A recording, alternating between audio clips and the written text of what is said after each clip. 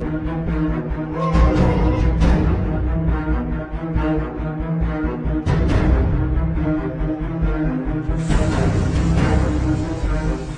में एक बार फिर हयात तहरीर अल-शाम यानी एचटीएस की वापसी होती दिख रही है।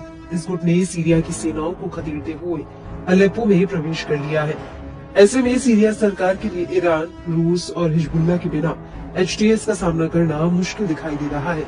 अगर सीरिया की सेना ने इस गुट का सख्ती के साथ सामना नहीं किया तो आने वाले समय में सीरिया के कई और शहरों पर भी कब्जा कर सकते हैं, लेकिन सीरिया के लिए अकेले एचटीएस को हराना संभव नहीं है। बता दें कि 29 नवंबर को सीरिया में जिहादी समूह हयात तहरीर अल-शाम और सहयोगी तुर्की समर्थित गुटों ने उत्तर पश्चिम में सरकार के कब्जे वाले इलाकों पर हमला किया। इससे सीरिया में 2020 के बाद से सबसे भीषण लड़ाई शुरू हो गई है।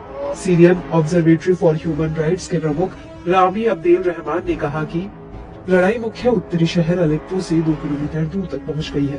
अलेप्पो शहर के लिए कई स्थानों पर विस्फोट की भी खबरें हैं। इसे सीरिया की बशर अल-असद सरकार के लिए बड़ा खतरा माना जा रहा है। क्या ईरान, रूस और हिजबुल्लाह सीरिया को बचा पाएंगे?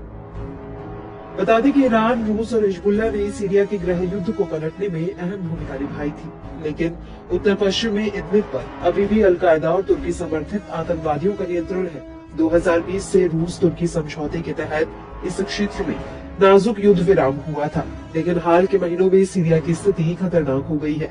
इस वक्त हिजबुल्लाह इजराइल से लड़ने में व्यस्त है, रूस यूक्रेन युद्ध में व्यस्त है, ईरान भी इजराइल के साथ युद्ध जैसे हालातों में फंसा हुआ है। ऐसे में मौका देखकर अल-कायदा और इदलिब के अन्य आतंकवादी अलेप्पो पर हमला कर रहे हैं। जिहादियों का अलेप्पो पर सबसे बड़ा हमला। जिहादियों और उनके तुर्की समर्थित विद्रोहियों ने 29 नवंबर को सीरिया के दूसरे सबसे बड़े शहर अलेप्पो पर हमला कर दिया। ये जिहादी कत्लेआम मचाते हुए अलेप्पो में घुस गए। इसके बाद इन जिहादियों और उनके सहयोगियों ने उत्तर में 50 से अधिक कस्बों और गांवों पर कब्जा कर लिया। यही नहीं, इन विद्रोहियों ने ईरान और रूस समर्थित सरकार की सेनाओं पर गोलीबारी भी की। ये सभी जिहादी अल-कायदा से जुड़े हुए बताए जा रहे हैं। इसे अब तक का सबसे बड़ा हमला बताया जा रहा है।